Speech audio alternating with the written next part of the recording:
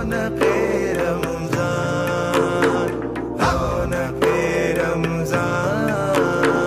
बिस्मिल्लाहिर्रहमानिर्रहीम, अस्सलामुअलैकुम। रमज़ानुल मुबारक की खुसूसी ट्रांसमिशन रौनक़े रमज़ान में आप सब लोगों को खुशामदीद करते हैं। मैं हूँ ज़हरा रज़ा। उम्मीद करते हैं कि आप सब लोग खैरियत से होंगे और आज का रोज़ा भी खैर आफ़ियत के साथ गुज़र रहा होगा और अब से कुछ देर में अफ्तार भी हो जाएगी। हम तेज़ी से जो है वो अफ्तार की तरफ बढ़ रहे हैं। ये जो वक्त होता है अफ्तार का, ये बहुत ख़ास, बहुत अहम होता है और कहा जाता है कि ये वक्त दुआओं की कबूलियत का वक्त होता है।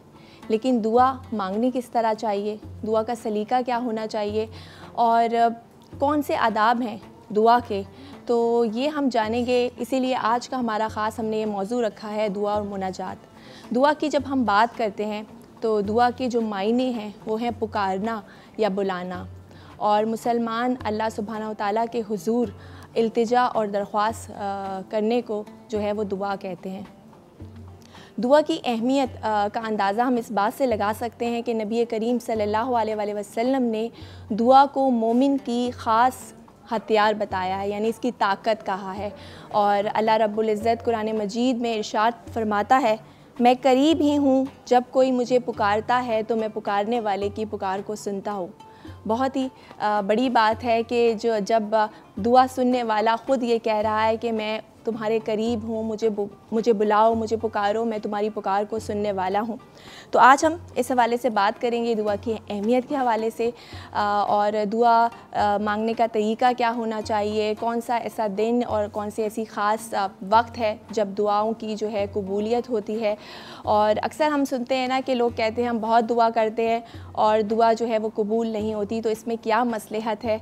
तो ये सारी चीज़ों पर हम तफसीली गुफ्तगू करेंगे। उलमाए कराम हमारे साथ मौजूद होंगे। लेकिन अभी फ़िलहाल वक्त हुआ है हमारे segment Aftar around the world का, और इसमें हमारे साथ आज मौजूद हैं शेफ़ ज़ाहिद हुसैन, जिनका ताल्लुक़ है अवारी टावर से। उनको वेलकम करते हैं। अस्सलाम वालेकुम शेफ़ ज़ाहिद। वालेकुम सलाम। कैसे हैं आप और आज का रोज़ा कैसा गुजर रहा है? बहुत अच्छा। और जिस तरह के आप देख रहे हैं कि रमज़ान की रौनक है, तो इसी तरह हम लोग होटल्स के अंदर भी आजकल जो अफ्तारी का ज़ोर शोर से काम चल रहा है, जो अफ्तारी पे एहतमाम होता है। बिल्कुल, बहुत ज़्यादा जी।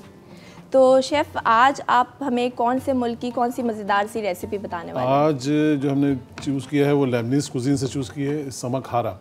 इट्स मीन्स कि समक मीन्स अरबिक में समक बोलते हैं फ़िश को, हारा स्पाइसी, तो समक हारा फ़िश यानी spicy kind of fish. Different ये सॉस हम डिफरेंट काइंड के चीज़ों में यूज़ कर सकते हैं, जिसमें आप श्रिम्प्स भी हो गया, कालामारी हो गई, डिफरेंट चीज़ें। तो ये स्पेशली गल्फ़ रीजन की एक मशहूर डिश है। अच्छा। तो उसको हमने आज चूज़ किया और नाम भी बड़ा यूनिक सा है, समक हारा। समक हारा फ़िश। ठीक है, तो अब इसमें हम कौन कौन से इंग्रेडिएंट्स हैं जो लेंगे? इसके इंग्रेडिएंट्स फ़िश देखिए, नॉर्मल हमने जो फ़िश फिले लिए हैं without bone and without skin जी, तो ये हमने नॉर्मल बैक्टी यूज़ की है, जो ज़्यादा एक्सपेंसिव नहीं है, नॉर्मली मिल जाती है आराम से आपको। इसके बाद हमने हमारे पास गार्लिक है, ग्रीन चिल्ली है, सॉल्ट पेपर है, सॉल्ट रेड चिली पाउडर है, क्यूमिन पाउडर है और थोड़ा सा टमाटो पेस्ट है। ये टमाटो बेस रेसिपी है जिसमें हमने कोरिएंडर यूज़ करना है, ऑनियन यूज़ करना है और टमाटो यूज़ करना है। Very simple. ठीक है, तो स्टार्ट करते हैं शेफ़। तो अभी सबसे पहले हम इसको थोड़ा सा मैरिनेट कर लेते हैं फ़िश को अपनी, उसके बाद हम इसकी प्रिपरेशन स्टार्ट करेंगे जो हम बनाना शुरू करेंगे इसको। तो इसके अंदर हमने थोड़ा सा गार्लिक डाला है, थोड़ा सा हम इसके अंदर लेमन ऐड करेंगे, थोड़ा चिली पाउडर और हल्का सा एक डालडा जो ऑयल है हमारा, वो थोड़ा सा इसमें ऐड कर देंगे। डालडा कुकिंग ऑयल जो है हम इसमें ऐड कर रहे हैं, ग़िज़ाइयत से भरपूर है और आपके खाने को मज़ीद जो है वो टेस्टी और मज़ेदार बना देता है। इस तरह से थोड़ा मैरिनेट करके हम इसको थोड़ा रख लेंगे जब तक हम अपना जो उसकी सॉस है, हरा सॉस, उसकी प्रिपरेशन स्टार्ट कर देंगे। हमने फ़िश फिले लिया, उसमें थोड़ा सा गार्लिक ऐड किया और उसमें सॉल्ट ऐड किया और थोड़ा सा डालडा कुकिंग ऑयल ऐड किया है।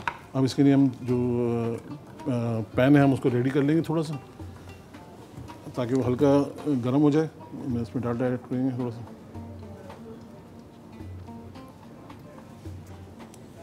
अच्छा, जो फ़िश है शेफ़ जाहिद, कहा जाता है कि इसकी जितने भी न्यूट्रिशनिस्ट हैं, जो ग़िज़ाई माहिरीन हैं, वो कहते हैं फ़िश का इस्तेमाल कम से कम आपको हफ़्ते में 2 दिन ज़रूर करना चाहिए, क्योंकि हेल्थ बेनिफिट्स बहुत ज़्यादा हैं और फ़िश में न्यूट्रिएंट्स, मिनरल्स, विटामिन्स होते हैं और सबसे अहम न्यूट्रिएंट जो होता है वो ओमेगा 3 फैटी एसिड्स है, जो कि आपको आपकी इम्यूनिटी को बूस्ट करता है और आपको बीमारियों से भी बचाता है।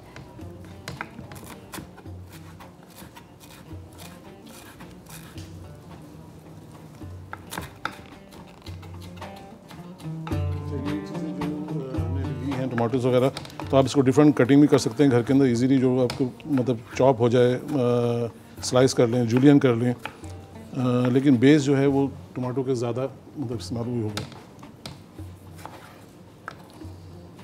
और फ़िश भी बड़ी आसानी से जल्दी बन जाती है। जी बिल्कुल। ये हमारे सॉस की जो चीज़ें हैं वो रेडी हो गई हैं।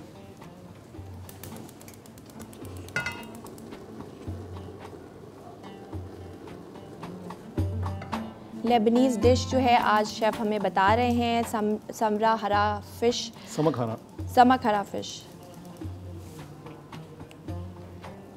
अच्छा, इसके साथ साथ हम फ़िश भी स्टार्ट कर लेते हैं जी। तो उसके लिए थोड़ा सा डालडा। अच्छा, एक में आप फ़िश जो है वो फ्राई करेंगे और दूसरे में उसका जो मसाला है, सॉस है, वो बनाएंगे। ठीक।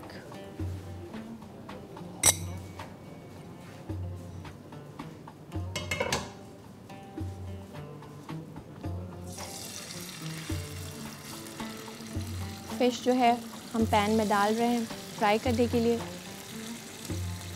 आपको एक बार फिर से इसकी रेसिपी बता दें कि फ़िश फिले लिया है हम लोगों ने 300 ग्राम, उसमें टोमेटो जो है वो स्लाइस करके डाला है, बेल पेपर्स ली हैं, चॉप टोमेटो का पेस्ट लिया है, अनियन चॉप ली हैं, गार्लिक पेस्ट लिया है 30 ग्राम, ग्रीन चिली चॉप ली है, कोरिएंडर लीव्स लिए हैं और चिली पाउडर और सॉल्ट उसमें ऐड किया है। उसको एक तरफ जो है इसका मसाला तैयार हो रहा है और दूसरी तरफ जो है वो फ़िश फ्राई हो रही है।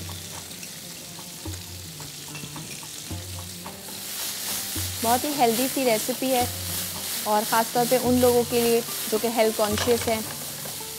अच्छा, इसमें एक चीज़ खास ख्याल रखिएगा कि हमें वेजिटेबल जो है ज़्यादा कुक नहीं करनी है, मतलब बिल्कुल उसको पेस्ट टाइप का नहीं बनाना, ताकि वो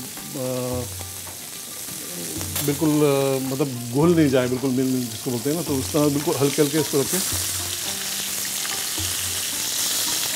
ताकि उसका टेस्ट जो है वो बरकरार जी बिल्कुल।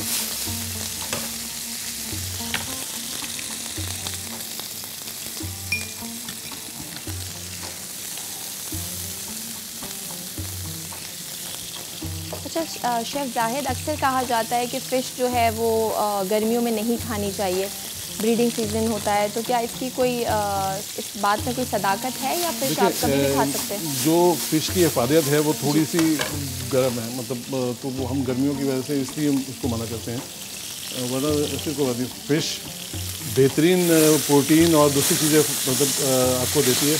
आप इसको ज़रूर किसी भी सीज़न में खा सकते हैं, कोई ऐसी वो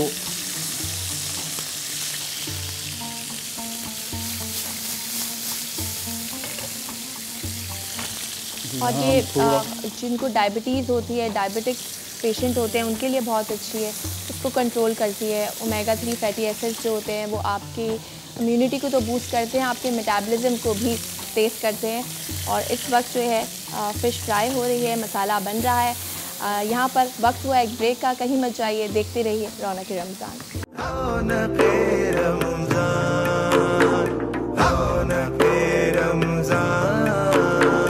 वेलकम बैक रौनक रमज़ान में एक बार फिर से आपको खुशामदीद कहते हैं। किचन काउंटर पे मैं इस वक्त मौजूद हूँ और आज जो शेफ़ जाहिद हमारे साथ मौजूद हैं, जिनका ताल्लुक़ है हवाई टावर से, बड़ी यूनिक सी मज़ेदार सी डिश बना रहे हैं। लेबनीज़ डिश है समक हरा फ़िश और तकरीबन ब्रेक में जो है ये तैयार हो गई है। एक तरफ इसकी सॉस बना ली है हमने, दूसरी तरफ इसको फ्राई कर लिया है। जी शेफ़, बस अभी सॉस इसका रेडी है, फ़िश भी रेडी है, तो हम इसको बस प्लेटिंग करना शुरू करेंगे।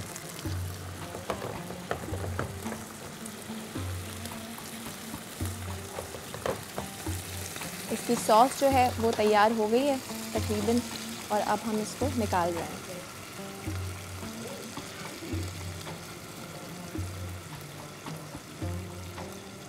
अच्छा, वो लोग जिन्होंने अभी अभी हमें ज्वाइन किया उनको बता दें कि आज जो शेफ़ जाहिद हैं उन्होंने हमें बनाई है, जो फ़िश बनाई है समक हरा फ़िश, उसकी रेसिपी मैं आप लोगों को बताना चाहूँगी। फ़िश फ़िले लिया है हमने 300 ग्राम, टोमेटो फ्रेश लिए हैं, उसके स्लाइसेस कर लिए हैं, और बेल पेपर्स लिए हैं चॉप 200 ग्राम्स, टोमेटो पेस्ट लिया है, अनियन ली हैं चॉप्ड 100 ग्राम, गार्लिक लिया है 30 ग्राम, ग्रीन चिली ली है 30 ग्राम, और कोरिएंडर लीव्स लिए हैं, क्यूमिन पाउडर, चिली और सॉल्ट हस्बे ज़रूरत इसमें ऐड किया है हमने। अच्छा, यहाँ पर हम थोड़ी सी जो हमारी वेजिटेबल है बची थी, टमाटो वगैरह, तो हम इसको गार्निश के तौर पर यूज़ कर लेंगे थोड़ा सा।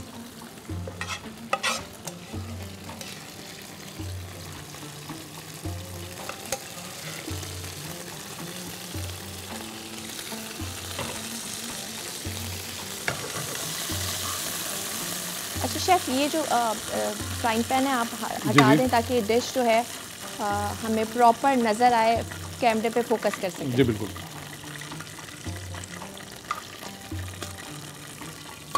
जी, ये हमारी समक हरा फ़िश जो है वो तैयार हो गई है। बहुत मज़ेदार सी खुशबू आ रही है बाय द वे। थोड़ी सी हमने कैप्सिकम वगैरह रखी थी पहले।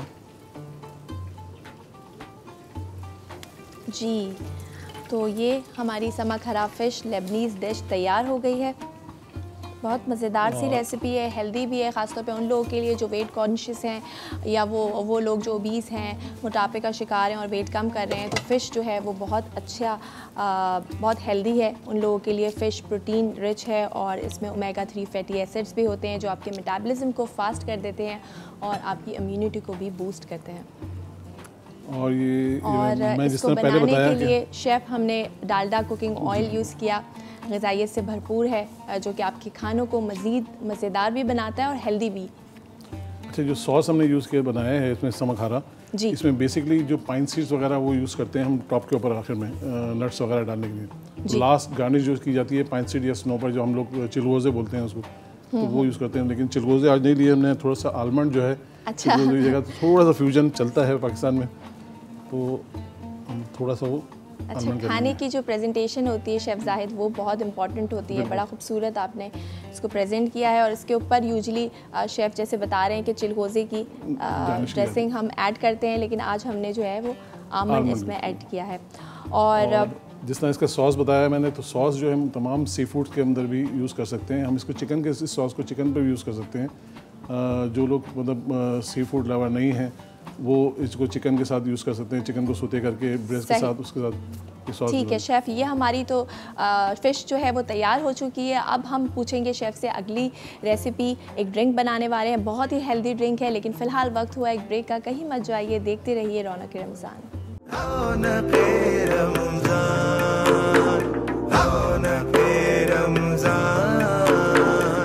Welcome back. रौनक रमज़ान की खुसूसी नशरियात, रमज़ान मुबारक की खुसूसी नशरियात रौनक रमज़ान में आपको खुश आमदीद करते हैं। और हम ब्रेक पे जाने से पहले हमारी जो मेन कोर्स था वो तैयार हो गया था। फ़िश बनाई है, समक हरा फ़िश जिसको कहते हैं, लेबनीज़ डिश है, बहुत मज़ेदार सी, आप देख सकते हैं स्क्रीन पर। और अब शेफ़ हम क्या हेल्दी सी आपने बताया ड्रिंक बनाने जा रहे हैं, वो क्या नाम है उसका? नॉर्मल इस डिश का नाम हेल्दी ड्रिंक है हमारा आज fix and almond healthy shot हम कहेंगे। अच्छा, इसमें दोनों चीज़ें जो हमें मोर प्रोटीन देती हैं, हड्डियों के लिए बहुत अच्छी चीज़ है। इंजीर जो आपको मतलब मालूम है, इंजीर की अफादियत बहुत ज़्यादा है और बस आजकल बहुत इजीली मिल भी जाती है हमें। तो सही, ये हमने तकरीबन 500 ग्राम करीब जो है इंजीर ले लिए। अच्छा, जो हमने ड्राई इंजीर है क्योंकि तो इसको हम तकरीबन 1 घंटे के लिए पानी में सोख करके रख लेंगे जब ड्रिंक बनाने से पहले, ताकि इजीली डिज़ोल्व हो जाए, इजीली इसका मिक्स हो जाए।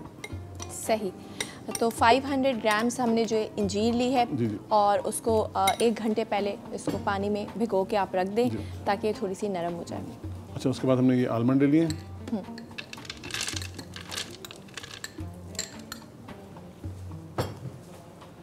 हमारे पास हनी है। ये 3 इंग्रेडिएंट हैं और बहुत मज़ेदार सी ये जो है, बहुत ही हेल्दी और मज़ेदार से।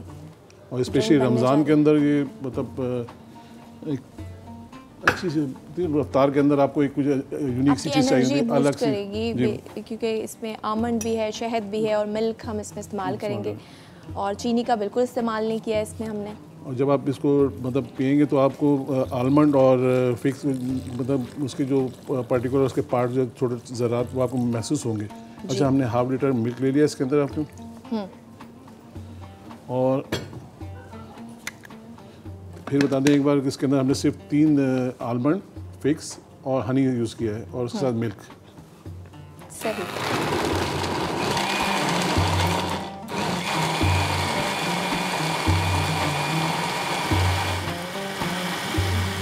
जी हमने ली है 500 ग्राम्स, बादाम लिए हमने 200 ग्राम्स, हनी ऐड की है इसमें हमने थोड़ी सी और मिल्क ऐड करके अब हम इसको ग्राइंड कर रहे हैं। और शेफ़ ज़ाहिद, इंजीर जो होती है वो भी आपकी हेल्थ के लिए बहुत अच्छी होती है और आपके जो स्टमक है, जो गट है, जो इंटेस्टाइन्स हैं उनको बहुत अच्छा रखती है और ख़ासतौर पे इसमें जो छोटे छोटे दाने होते हैं वो कहते हैं कि फ्लशर का काम करते हैं और आपकी बॉडी से जितने टॉक्सिन्स हैं उसको आपकी इंटेस्टाइन से रिमूव कर देते हैं। और इसकी अफादियत तो रसूल करीम सल्लल्लाहु अलैहि वसल्लम ने बहुत सारी अहादीस है रसूल करीम की जो इंजीर के मुतालिक हैं, उसकी अफादियत के मुतालिक हैं।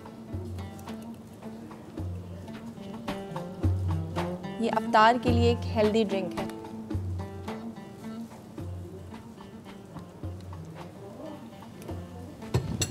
अच्छा शेफ़, जो लोग बहुत ज़्यादा गाढ़ी ड्रिंक नहीं पीना चाहते तो उसमें थोड़ा सा पानी या और मिल्क ऐड कर सकते हैं। मिल्क नहीं तो क्रीम, आप जो भी घर में आपके पास इजीली हो तो क्रीम ऐड कर सकते हैं। आइस हमने नहीं डाली इसमें, आइस हमने अगर डालते तो थोड़ा और ज़्यादा जो है वो लाइट हो जाता। तो इस पर आप हनी की जगह गुड़ भी डाल सकते हैं, अगर गुड़ डालना चाहें आप। शुगर यूज़ कर सकते हैं, ब्राउन शुगर यूज़ कर सकते हैं आप। आलमंड, जो लोग मतलब आलमंड से एलर्जी है, उनको कोई और मसला है तो आलमंड को हटा के आप उसके अंदर कोई दूसरे नट्स वगैरह वो भी यूज़ कर सकते हैं आप, या सिर्फ इंजीर को खाली इंजीर का भी आप जो है खाली इंजीर की भी आप ये बना सकते हैं। ठीक है शेफ़, मैं चाहूँगी एक बार आप रेसिपी जो है वो फिर से रिपीट कर दें, जो नाजरीन हमें देख रहे हैं और अभी जिन्होंने ज्वाइन किया है हमें, उनको मैं चाहूँगी। आज मेन कोर्स में हमने जो बनाई है वो समक हारा है। ये लेबनीज़ डिश है और गल्फ़ रीजन में काफ़ी मशहूर है। मतलब हारा is a spicy sauce, spicy थोड़ा सा सॉस है वो जी, जो हम मतलब फ़िश के तौर फ़िश को कम्बिनेशन के साथ भी यूज़ किया हुआ है। तो समक हारा स्पाइसी फ़िश समक हारा। और जो ड्रिंक हमने ली है वो फिक्स एंड आलमंड शॉट है, हेल्दी शॉट। तो ये ड्रिंक है और 3 इंग्रेडिएंट है, इसकी कोई ज़्यादा वो नहीं है, ऐसी पेचीदा, बहुत आराम से बहुत कम वक्त में बहुत ठीक है। बहुत शुक्रिया शेफ़ ज़ाहिद, आपका तशरीफ़ लाया और बड़ी मज़ेदार सी जो है रेसिपीज़ उन्होंने हमारे साथ शेयर की। यहाँ वक्त हुआ एक ब्रेक का, कहीं मत जाइए, देखते रहिए रौनक रमज़ान।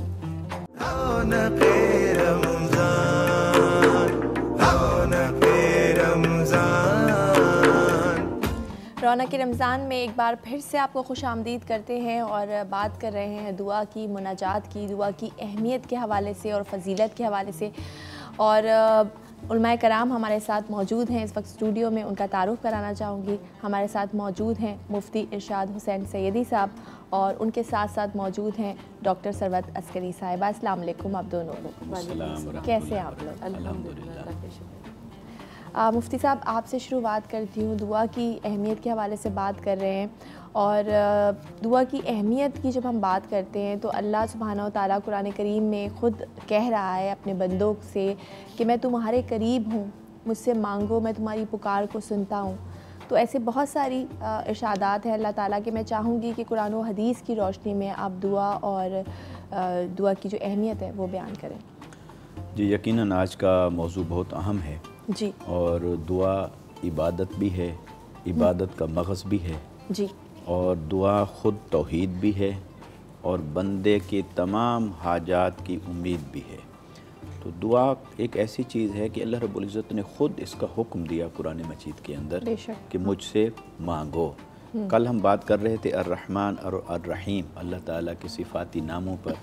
तो उलमाए किराम ने लिखा कि एक फ़र्क ये भी है, रहमान उसे कहते हैं कि जिससे जब भी मांगो वो अता करे, और रहीम उसे कहते हैं कि जिससे ना मांगो तो वो नाराज़ हो जाए। तो अल्लाह की शान ये है कि वो उससे अपने बंदों की तरफ से मांगना बहुत पसंद है, और जो बंदे उसके हुजूर ना मांगें, इल्तिजा ना करें, दुआ ना करें, तो अल्लाह रब्बुल इज़्ज़त को वो बंदे पसंद नहीं है। इसलिए उसने कुरान मजीद के अंदर इरशाद फरमाया व इज़ा सालका इबादी अन्नी फ़इन्नी करीब उजीबु दअवतद दाइ इज़ा दआन फलयस्तजीबू ली। फरमाया कि ए हबीब सल्लल्लाहु अलैहि वसल्लम, मेरे बंदे जब भी आपसे मेरे बारे में पूछें तो आप उन्हें बता दीजिए कि मैं तुम्हारे करीब हूँ, मैं तुम्हारी शहरत से भी करीब तर हूँ अपने नूर की शान के साथ। और फिर फरमाया कि उजीबु दअवतद दाइ, मैं हर दुआ करने वाले की दुआ सुनता हूँ, हर पुकारने वाले की पुकार को सुनता हूँ। इज़ा दआन, वो जब भी मुझे पुकारता है, वो जब भी मुझे पुकारता है, मुझसे मांगता है, मैं उसकी पुकार को सुनता हूँ, उसके सवाल को सुनता हूँ।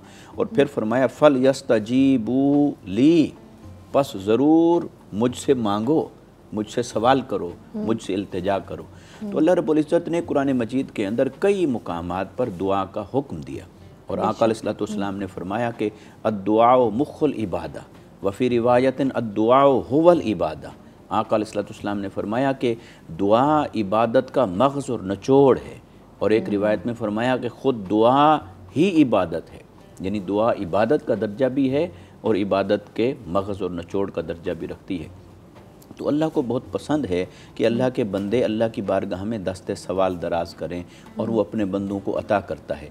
जब बंदा मांगता है अल्लाह से, तो मांगने में उसकी अबदियत ज़ाहिर होती है और रब्बे करीम की उलूहियत ज़ाहिर होती है। ये हाजतमंद बन के खड़ा होता है, वो हाजत रवा की शान का मुजाहरा फरमा रहा होता है। ये मोहताज बन के खड़ा होता है, और वो शान समदियत के साथ और शान रहीमी के साथ अपने बंदों को अता फरमा रहा होता है। बेशक बेशक। अच्छा सरवर साहिबा, दीन इस्लाम की अगर बात की जाए तो इस्लाम एक मुकम्मल ज़ाब्ता हयात है, और हर चीज़ का हमें सलीका बताता है, तरीका बताता है। मुफ्ती साहब ने बड़े खूबसूरत अंदाज़ में दुआ की अहमियत बयान की। मैं चाहूँगी कि आप दुआ मांगने का जो तरीका है, जो सलीका है, दुआ के जो आदाब हैं, किस तरह से मांगें कि बस अल्लाह ताला वो जो रब है वो सुन ले। बिस्मिल्लाहिर्रहमानिर्रहीम, अस्सलाम वालेकुम तमाम आपको आपकी पूरी टीम को, तमाम आलम इस्लाम को माह रमज़ान मुबारक के 5वें रोज़े की मुबारकबाद देते हुए, इसलिए कि हम सब रोज़ा अफ्तार कर चुके हैं, और पाक परवरदिगार आलम हमारे इन इबादतों को खैर का ज़रिया बनाए। और आपने बड़ा प्यारा सवाल किया कि माह रमज़ान मुबारक के हवाले से, इसलिए कि इस्लामी रिवायात और वाक़यात में जितनी दुआओं का तज़किरा हमें माह रमज़ान मुबारक में मिलता है, साल के बकिया 11 महीनों में हमें उतनी दुआओं का तज़किरा नहीं मिलता है। और वैसे ही रोज़ेदार का सोना भी इबादत है, जागना भी इबादत है, सांस लेना भी इबादत है। तो हम जो भी हमारे दिल में भी ख्याल आ रहा है, तो वो रब्बुल आलमीन उसे दुआओं की सूरत में कबूल फरमा रहा है। दुआए जोशन कबीर, दुआए अबू हमज़ा सुमाली, न जाने कितनी ही ऐसी दुआएँ ऐसी हैं कि जिनको हम अपनी ज़बान पर जारी करते हैं, और परवरदिगार आलम उन दुआओं को सुनता है, ज़रूर सुनता है। और दुआओं के 2 तरीक़े हुआ करते हैं, एक दुआ वो जो कि मांगी जाती है, एक दुआ वो जो कि ज़बान पे जारी की जाती है। जो दुआ मांगी जाती है वो दुआ इंसान का माफ़ियु ज़मीर होता है, वो इंसान किसी भी ज़बान में मांग लेता है, कोई उर्दू में मांग लेता है, कोई इंग्लिश में मांग लेता है, कोई फ्रेंच में मांग लेता है, कोई गुजराती में मांग लेता है, और वो अपने अल्फाज के ज़रिए जो उसके ऊपर गुज़र रही होती है, जो अपने दिल का आईना होता है, वो रब्बुल आलमीन के सामने वो खोलकर दिखा दिया करता है। लेकिन एक दुआ के अल्फाज होते हैं, ये दुआया अल्फाज वो होते हैं जो हमारे पास दुआओं की किताबों में मसनून दुआएं मौजूद होती हैं, और अल्लाह ताला को बड़े पसंद है अलैहिस्सलाम की दुआएं, अल्लाह के रसूल सल्लल्लाहु अलैहि वसल्लम की दुआएं।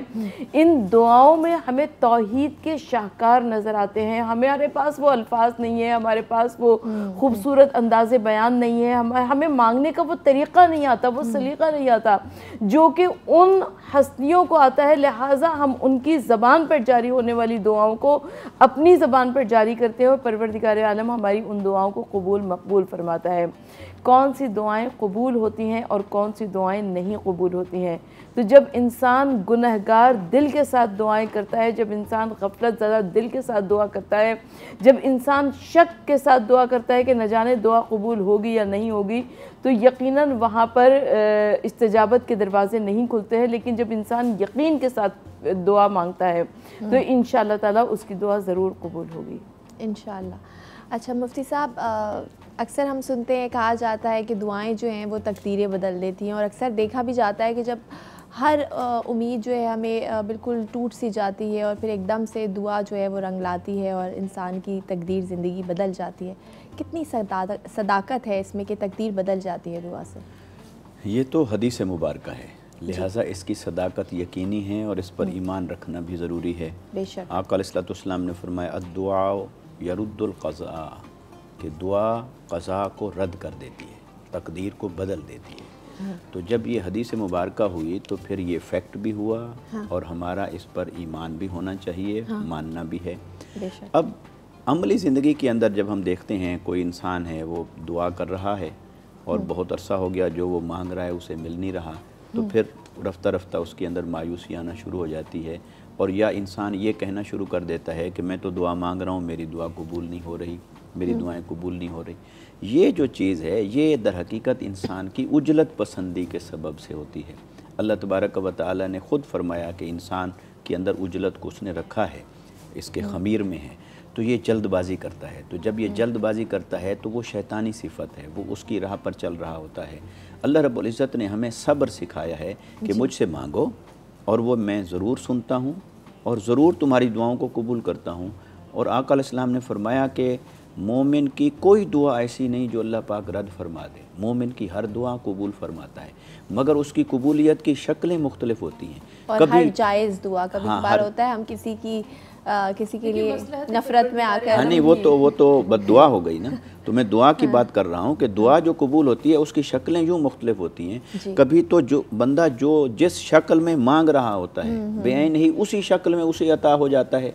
कभी ऐसा होता है कि वो शक्ल जिसमें वो मांग रहा है अपने लिए वो उसके हक में मुफीद नहीं होती, तो अल्लाह रब्बुल इज़्ज़त करम फरमाता है, उस शक्ल में दुआ को कबूल नहीं फरमाता बल्कि उसका इनाम व इकराम किसी और शक्ल में अता करता है। हत्ता कि हदीस मुबारक में आया कि अगर किसी की दुआ दुनिया के अंदर यूँ कबूल नहीं भी हुई तब भी अल्लाह ताला उसकी दुआओं को इबादत का दर्जा देकर महफूज रख लेता है, और वो आखिरत के दिन उसके नामा आमाल में होंगी और उसके लिए बख्शिश का सबब बनेगी। लिहाजा दुआ की कबूलियत पर यकीन रखना चाहिए। दुआएं तकदीर को रद्द कर देती हैं, और दुआ के अलावा बंदा मोमिन के पास चारा कोई नहीं। दुआएं कीजिए और दुआ करके मकबूलियत अल्लाह की रज़ा पर छोड़ दीजिए। वो जब हमारे हक़ में उसे बेहतर समझेगा तब उसे कबूल फरमा लेगा। और अगर वो सूरत जो हम मांग रहे हैं कि या अल्लाह मुझे ये चीज़ यूँ अता फरमा, अगर वो हमारे हक़ में बेहतर ना हुई तो अल्लाह पाक वो ऐसा रहीम और करीम है अपने बंदों के साथ, वो ज़रूर उसकी कोई बेहतर शक्ल हमें अता फरमाएगा। बिल्कुल सही कहा मुफ्ती साहब। कभी कभार हम बहुत ज़्यादा किसी चीज़ के लिए दुआ कर रहे होते हैं और अल्लाह जानता है कि वो हमारे हक़ में बेहतर नहीं है, इसीलिए हमें नहीं मिलती, और उसके बदले हमें कुछ ऐसी नेमत अल्लाह ताला अता कर देता है जो उस दुआ से भी ज़्यादा होती है। अच्छा सरवर साहिबा, आपसे पूछूंगी कि अक्सर हम देखते हैं लोग ये शिकायत करते हैं कि हमारी दुआ कबूल नहीं होती, तो क्या मसलहत होती है या कौन से ऐसे अमाल होते हैं जो दुआ की राह में रुकावट बन जाते हैं? देखिए, सबसे पहली बात तो ये कि आइम्मा मासूमीन अलैहिस्सलाम ने हमें ज़ोर दिया है, हुज़ूर सल्लल्लाहु अलैहि वसल्लम की अहादीस मुबारक में है कि परवरदिगार आलम से मांगो। और कैसे मांगो? जिस तरह से कोई छोटा सा बच्चा अपनी माँ से दूध मांगता है, माँ मजबूर होती है उसको देने पर, तो बिल्कुल इस तरीक़े से छोटे बच्चे की मानंद परवरदिगार आलम से मांगना चाहिए। लेकिन कभी हमारी दुआ कबूल होती है और कभी नहीं कबूल होती है, हमें ज़ाहिर बज़ाहिर यही महसूस होता है। तो जब दुआ कबूल ना होती नज़र आए तो इसका मतलब ये है कि आखिरत में उसका अजर सवाब ज़रूर अता होगा। और रिवायात में यहाँ तक आया है कि जब बंदा मोमिन आखिरत के दिन जो उसने दुनिया में दुआएं मांगी होती हैं उसका अजर सवाब देखेगा तो वो इतना ज़्यादा होगा कि वो कहेगा कि काश दुनिया में मेरी कोई दुआ कबूल ही ना होती। इसलिए कि दुनिया में इंसान तसव्वुर ही नहीं कर सकता उस अजर सवाब का जो कि रब्बुल आलमीन उसे उस दुआ के पूरे ना होने पर, और दुआ पूरी ना होने के भी असबाब हुआ करते हैं। जैसा कि अभी पहले बात हुई कि हो सकता है कि वो दुआ हमारे हक़ में बेहतर ना हो सकता है एक इंसान बरसहा बरस से मांग रहा है कि परवरदिगार आलम बेटा दे दे, औलाद दे दे, लेकिन रब्बुल आलमीन जानता है कि वो बेटा बड़ा हो जाएगा, हो सकता है कि वो चोरी करे, हो सकता है वो कत्ल करे, वो फांसी पे चढ़ जाए, तो अब हमें खुद सोचना पड़ेगा कि वो बेटा देना बेहतर है या ना देना बेहतर है। तो मसलहत परवरदिगार आलम रब्बुल आलमीन बेहतरीन जानता है कि वो आलिमुल गैब रब्बुल आलमीन है कि हमारे हक़ में वो चीज़ बेहतर है या नहीं बेहतर है। बहुत सारे अफराद दुआ मांगते हैं कि परवरदिगार आलम मुफलिसी दूर हो जाए, रिस्क में इजाफ़ा हो जाए, लेकिन हमारे पास रिवायात में कुछ ऐसी रिवायात मौजूद हैं कि एक शख्स आया हुज़ूर नबी करीम सल्लल्लाहु अलैहि वसल्लम के पास और कहा कि या रसूलुल्लाह सल्लल्लाहु अलैहि वसल्लम आप दुआ फरमा दीजिए मेरे रिस्क में इजाफ़ा हो जाए। हुज़ूर नबी करीम सल्लल्लाहु अलैहि वसल्लम ने दुआ फरमाई, उसके रिस्क में इजाफ़ा हो गया। और जब उसके रिस्क में इजाफ़ा हो गया तो उसके, क्योंकि उस ज़माने में मवेशी पालना एक कारोबार हुआ करता था, लिहाजा उसकी भेड़ बकरियों की तादाद बढ़ती गई इतनी बढ़ती गई कि वो मदीना मुनव्वरा से कहीं बाहर शिफ्ट हो गया। जब बाहर शिफ्ट हो गया तो फिर वो जुम्मे और जमात से भी महरूम हो गया। तो ये तो खुदा जानता है ना कि क्या हक़ में बेहतर है और क्या नहीं हक़ में बेहतर है। तो रब्बुल आलमीन की जो मशीयत होती है, परवरदिगार आलम की जो रज़ा होती है, और इंसान का काम यह है कि रज़ाए परवरदिगार आलम में राज़ी रहना। बेशक बेशक जी, बहुत खूबसूरत गुफ्तगू जो है वो जारी है, लेकिन फ़िलहाल वक्त हुआ एक ब्रेक का। कहीं मत जाइए, मिलते हैं एक छोटी सी ब्रेक के बाद।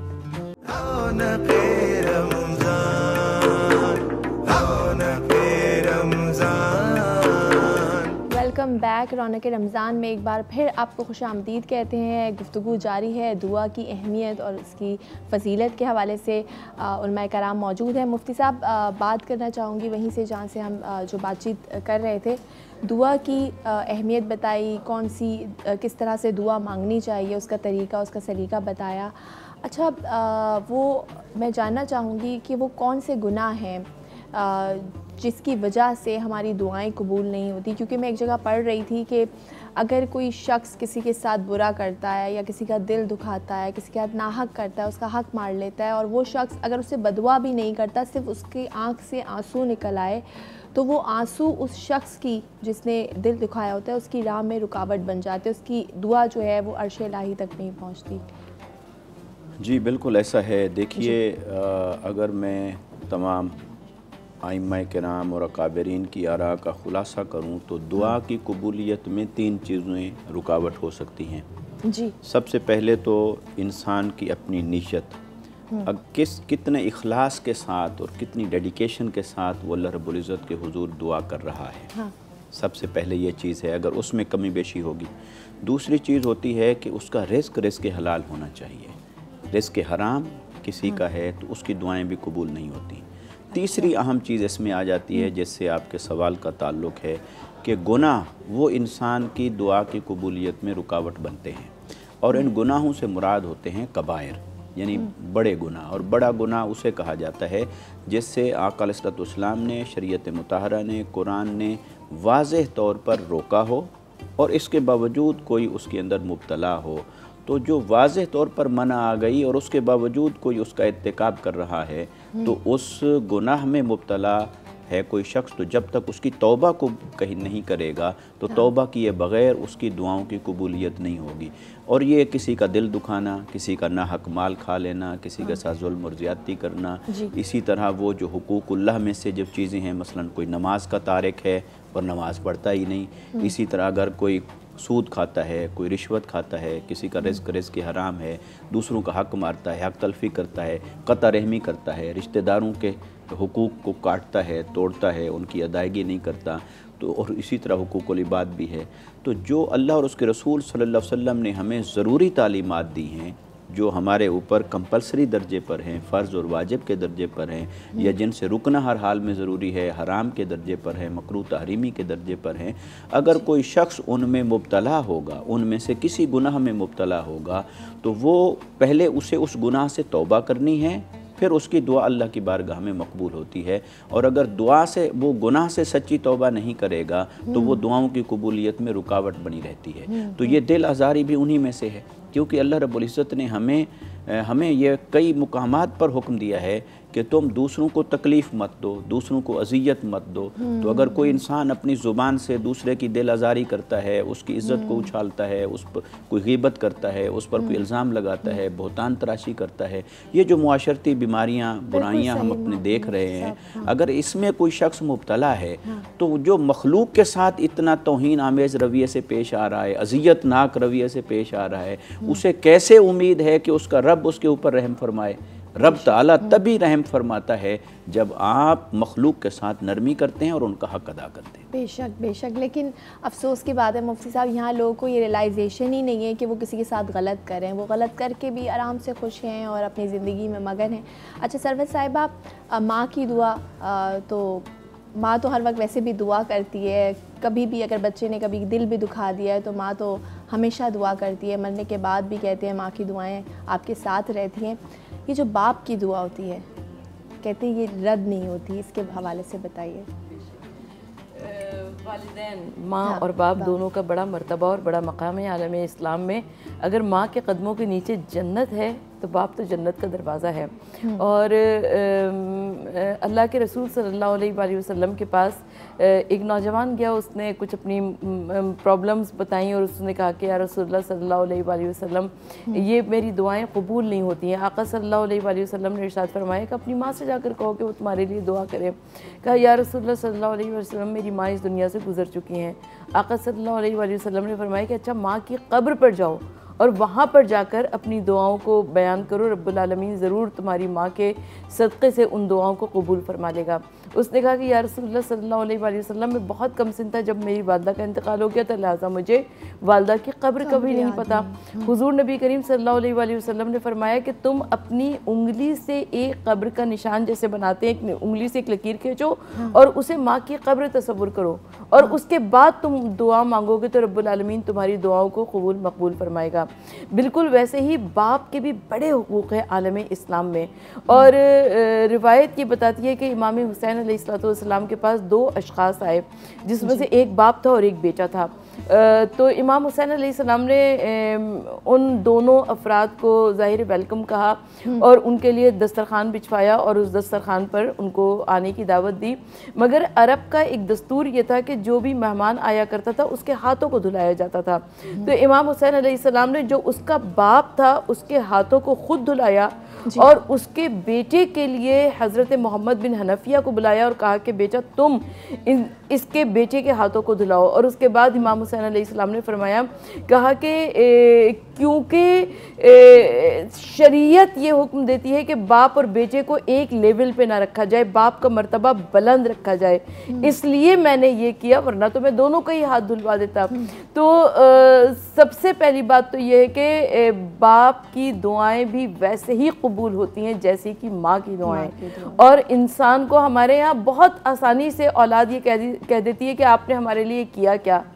तो औलाद को ये कहने से अपने आप को रोकना चाहिए। ना माँ की खिदमत का कोई नेमुल बदल है, ना बाप की खिदमत का कोई नेमुल बदल है, और ना माँ की दुआ रद्द होती है ना बाप की दुआ रद्द होती है। और खुदा न खास्ता कि अगर औलाद की बदसलूकी से इनकी आंखों में कोई आंसू आए, बद्दुआ तो कभी कर ही नहीं सकते वालिदैन, लेकिन रब्बुल आलमीन उन आंसुओं को ऐसे कबूल फरमाता है कि वालिदैन जो औलाद है उसके रास्ते में खुद ब खुद रुकावटें आती जाती हैं। फिर वो इधर उधर पीर फ़कीर के पास भागता है कि कोई किसी से मैं दुआ करवा दूं, और जो असल में दुआ का मरकज़ व मंबा व महवर घर में बैठे हुए हैं वो उनकी दुआओं से महरूम हैं।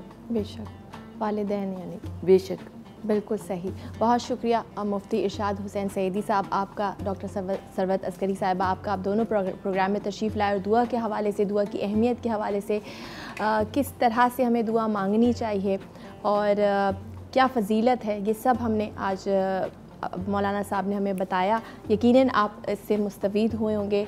अभी वक्त हुआ एक ब्रेक का, कहीं मत जाइए, मिलते हैं एक छोटी सी ब्रेक के बाद। देखते रहिए रौनक रमज़ान।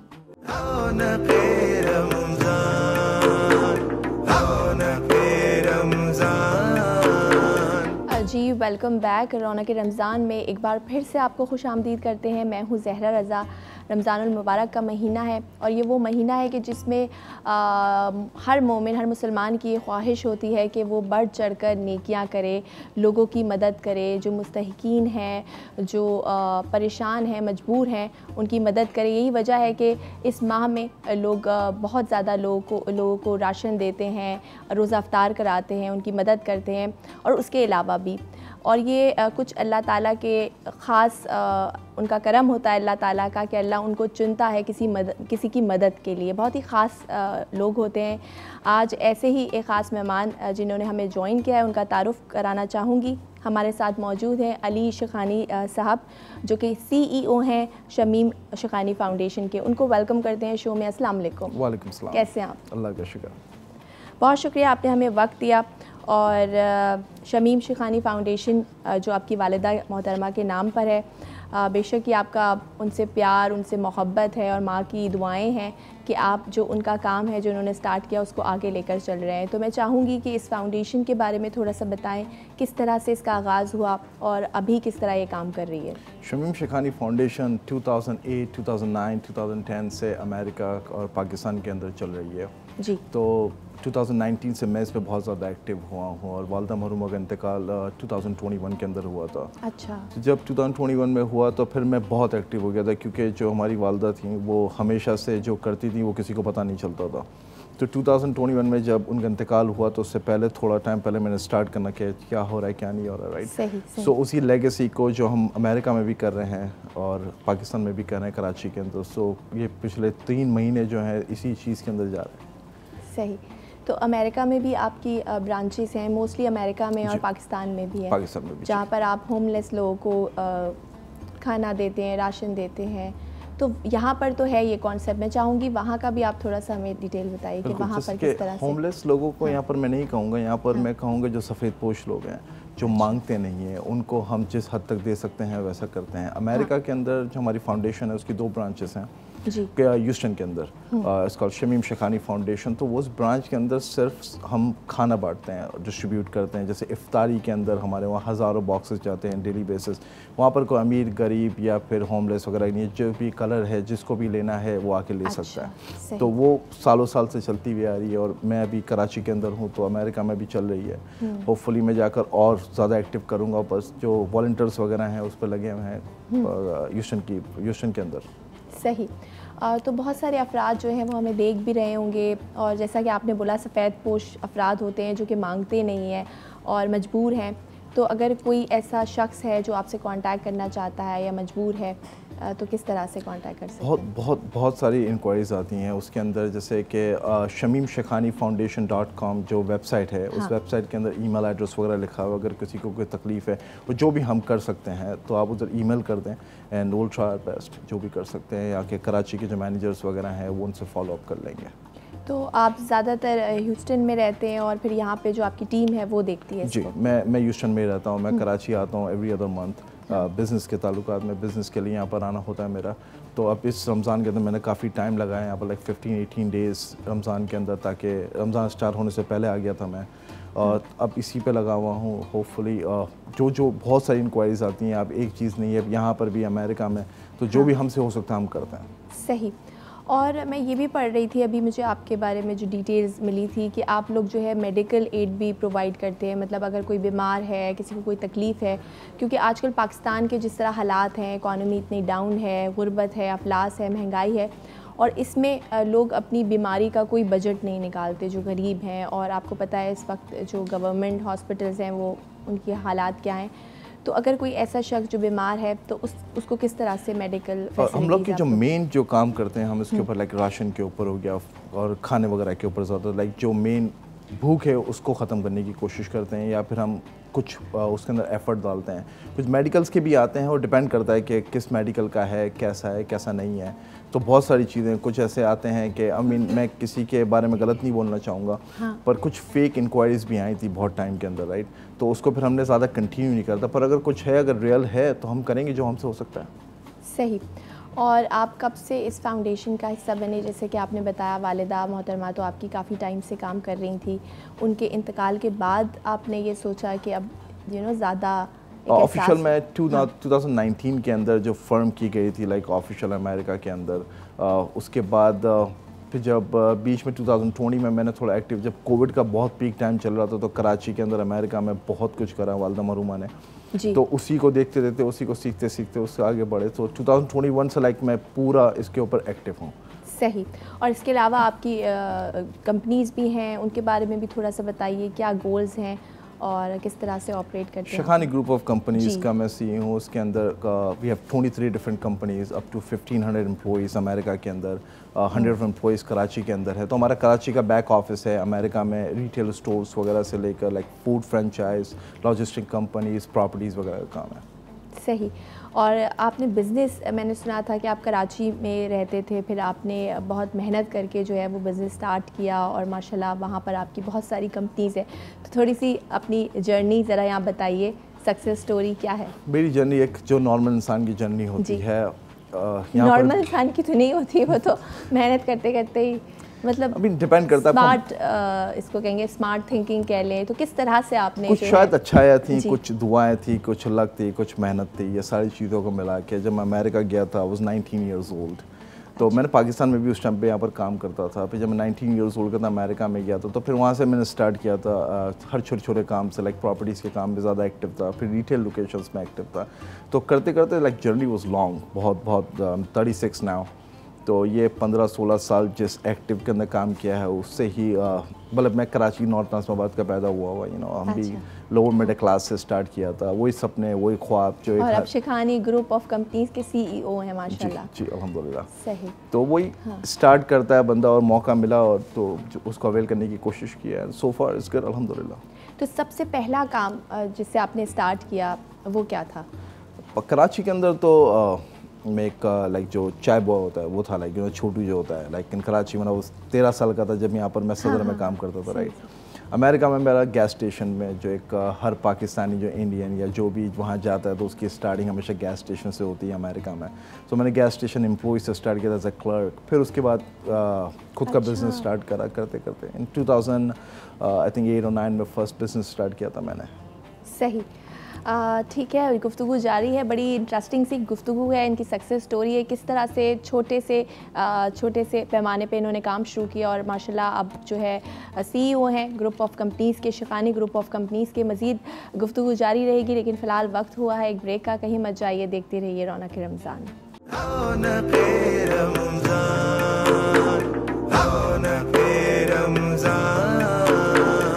जी वेलकम बैक। रौनक रमज़ान में आपको फिर से खुश आमदीद कहते हैं। मैं हूँ ज़हरा रज़ा और मेरे साथ स्टूडियो में मौजूद हैं अली शेखानी साहब, जो कि CEO हैं शिखानी ग्रुप ऑफ कंपनीज़ के, और इनकी फाउंडेशन भी है शमीम शेखानी फाउंडेशन। उस हवाले से ही हम इनसे बातचीत कर रहे हैं।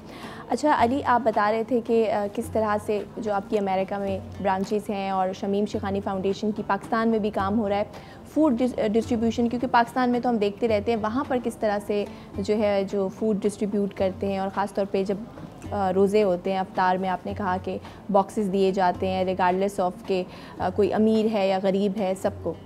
अब उस पर ओके, इफ्तार किस चीज़ के लिए बांटी जाती है? यहाँ पर अमीर गरीबी का नहीं है, यहाँ पर रोज़ा खुलवाने का, राइट।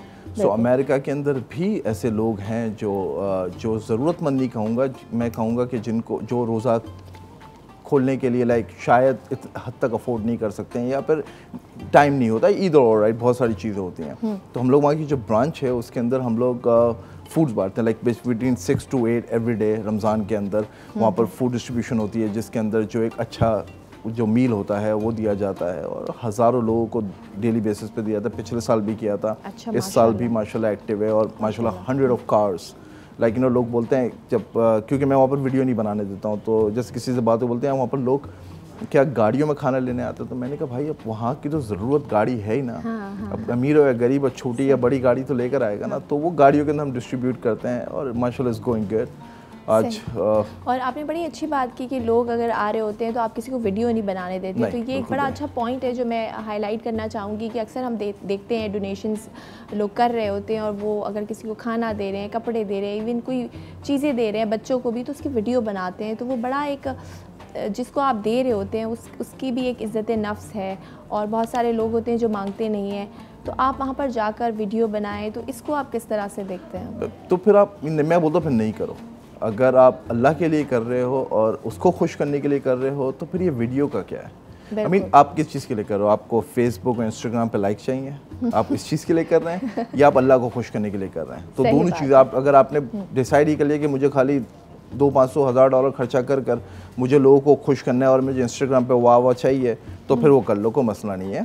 फिर अगर तुम अल्लाह के लिए कर रहे हो तो फिर बंद मुट्ठी में करो, क्योंकि दिखाने का नहीं होता है। हाँ, क्योंकि अल्लाह ताला तो यही कहता है कि अगर आप किसी के साथ अच्छाई करें दाएं हाथ से तो बाएं हाथ को खबर ना हो। पता नहीं चला। अब यहाँ पर भी मैंने देखा है, बहुत बुरा एक्सपीरियंस हुआ है। मैं यहाँ पर एक बड़ी डिस्ट्रीब्यूशन की चेन है, मैं वहाँ पर गया हुआ था, तो वहाँ पर कोई राशन बांट रहा था। तो जब वो राशन बांट रहे थे उनके साथ 2 बंदे वीडियो बना रहे थे। सो आई फील सो एम्बैरेस्ड कि यार किसी की इज्जत से मत खेलो यार, ये तो गलत है ना। या तो फिर किसी को दो मत, ये देख कर तुम दिखा किसको रहे हो? लाइक ये गलत है। और इस बात के ऊपर लोगों को सोचना चाहिए कि या तो हम भलाई कर लें या फिर हम दिखावा कर लें, दोनों में से एक चीज़ कर लें। सही सही, बिल्कुल सही कहा। अच्छा अली, ये जो फाउंडेशन है आपकी, मोस्टली फाउंडेशंस जो हैं वो डोनेशंस भी लेती हैं, तो आपकी फाउंडेशंस किस तरह से चलती है? आप प्योरली आप मतलब इसको अपने पैसों से लोगों में वो करते हैं या आपके डोनेशंस भी आप एक्सेप्ट करते हैं? जब ये फर्म की गई थी तो पहला वालदा मरहुमा का यही था कि कंपनी की तरफ से जाएगा, और वही लेगेसी चल रही है। जो जितने भी शमीम शेखानी फाउंडेशन के ऊपर एक्सपेंस होते हैं, everything funded by Shekhani group. तो शेखानी ग्रुप सोली पूरा फंड करता है शमीम शेखानी फाउंडेशन। हम किसी की डोनेशन एक्सेप्ट नहीं करते हैं। अच्छा, चलें, ये तो बड़ी अच्छी बात है। अल्लाह ताला आपको और कामयाब करे। और वालिदा मोहतरमा का बताइए, ज़ाहिर है आप माशाल्लाह से इतना अच्छा काम कर रहे हैं और माँ की दुआएं होती हैं जो आपके साथ रहती हैं। आपकी वालिदा नहीं है लेकिन यकीनन उनकी दुआएं आपके साथ होंगी, जिस तरह से आप उनकी जो ऑर्गेनाइजेशन है उसको लेकर चल रहे हैं। मैं अपनी वालिदा मरहुमा के बारे में, मेरी कोई औकात नहीं कि मैं उनको कुछ बारे में बोल सकूँ। शी वॉज माशाल्लाह लाइक अमेजिंग, और उन्होंने जो चीज़ें करी हैं मैं उसमें से 0.0% भी नहीं कर सकता हूँ, पर आई ट्राई माई बेस्ट। सही सही। और जो हमारी यूथ है बहुत डिस्ट्रैक्टेड है, फोकस नहीं है। मैं चाहूँगी कि जो देखने वाले हैं यंग जनरेशन, उसको क्या मशवरा देना चाहेंगे? माशाल्लाह आपने जिस तरह स्टार्ट किया, अगर आपके अंदर जज्बा है तो आप हर काम कर सकते हैं। सबसे पहले मैं अपनी यूथ को यही कहता हूँ हमेशा कि ये छोड़ दो पाकिस्तान, अमेरिका, लंदन, ऑस्ट्रेलिया, जहाँ पर भी हो, जहाँ पर मौका मिले उधर अवेल करने की कोशिश करो। जब हम कराची की बात है, यहाँ पर भी लोग बहुत बड़ा बड़ा काम कर रहे हैं, अपॉर्चुनिटीज़ यहाँ पर भी हैं, तो कोशिश करो। अगर अपॉर्चुनिटी नहीं है तो बनाओ, सुबह उठो, मेहनत करो एंड ट्राई करो। सबसे पहले सुबह उठ जाओ। यू नो ऑलवेज से इसके सुबह उठो, बाहर निकलो। मैं मान ही नहीं सकता कि तुम सुबह घर से निकलो अल्लाह तुम्हें रोज़ी ना दे, मैं मान ही नहीं सकता। और मेहनत में बरकत भी है। बहुत शुक्रिया अली शेखानी साहब, आप हमारे साथ आए और गुफ्तगू बड़ी अच्छी थी। हमारी दुआ है कि अल्लाह ताला आपको और कामयाब करे और आप इसी तरह जो मुस्तहिकीन हैं उनकी मदद करते रहें। प्रोग्राम का वक्त भी अपने अख्ताम को पहुँच चुका है। कल फिर मुलाकात होगी कुछ नए मौज़ूआत के साथ। तब तक अपना बहुत ख्याल रखिएगा, अपने इर्द गिर्द लोगों का बहुत ख्याल रखिएगा। टेक केयर, अल्लाह हाफ़िज़।